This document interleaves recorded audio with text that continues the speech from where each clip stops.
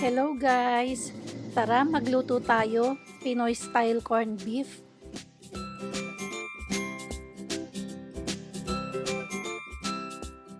Sa reseping ito gagamit ako ng 2 kilong beef brisket. Hihiwa-hiwain ko na lang ito para madaling kumapit sa brine solution habang minamarinate. Totoo lang guys, nako napakasarap ng pagkakagawa ko or pagkakaluto ko sa corned beef na ito. Grabe, ito na yata ang pinakamasarap na corned beef na natikman ko.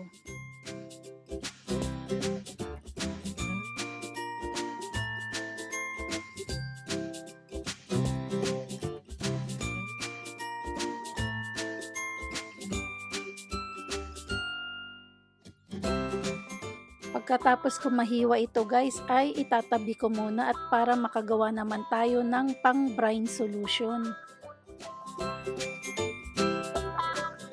At para sa ating pickling solution or brine solution, sa isang bowl pagsamahin ang mga sangkap gaya ng curing salt, vitamin C powder,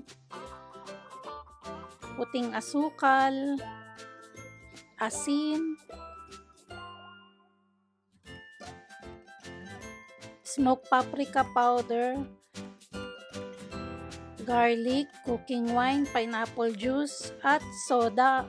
Pwede kayong gumamit ng Sprite. Haluin lang mabuti at ilagay na ito sa karne.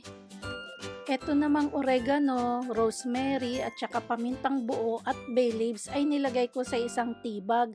Ito ay para lamang hindi or walang lulutang-lutang doon sa aking karne na minamarinate. Kung wala kayong bag na to ay pwede nyo namang i-direct na isali yan sa pagmamarinate. Takpan at i-refrigerate ito sa loob ng 5 to 7 days. At dahil nainip na ako guys, hindi ko na naantay ang 7 days. Ika 5 days pa lang ay inilabas ko na ito sa ref.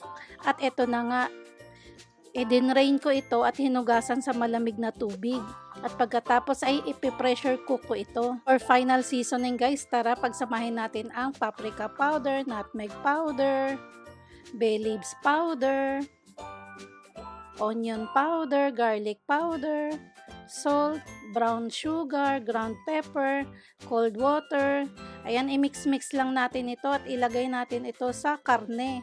Lutuin natin ang karne sa loob ng 50 minutes. I-pressure cook natin ito guys para mabilis lang. Kung wala naman kayong pressure cooker ay 3 to 4 hours in slow cook, simmering nyo lang ito. After 50 minutes ay voila, ayan na, meron na tayong corned beef. And it's done cooking na guys. Sinala ko lang muna ito at hiniwalay sa kanyang sauce para madali ko siyang ma-shred. Sinala ko lang para madali ko siyang mahimay-himay. Hinimay-himay ko siya pero yung hindi masyadong durog, medyo chunky din para mas masarap, 'di ba? Para hindi halatang nasa can. Niripak ko lang ito ng tig-1 tasa at nagkaroon ako ng 10 pakete ng corned beef. Freezer ko lang ito para sa loob ng mga 1 taon ay meron akong stock. And there you have it guys.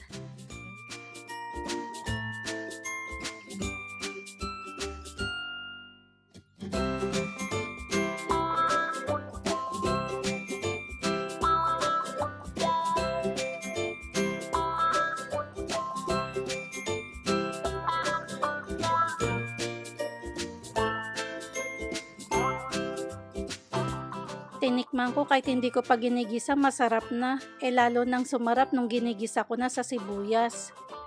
Ayan, para kay partner, ginisa sa sibuyas lang ay sapat na para sa kanya with egg. Samantalang ako naman, gusto ko talaga dyan is ginigisa sa sibuyas at saka sa kamatis. At syempre may sunny side up. Tara, let's eat guys! Unang subo for you and thanks for watching!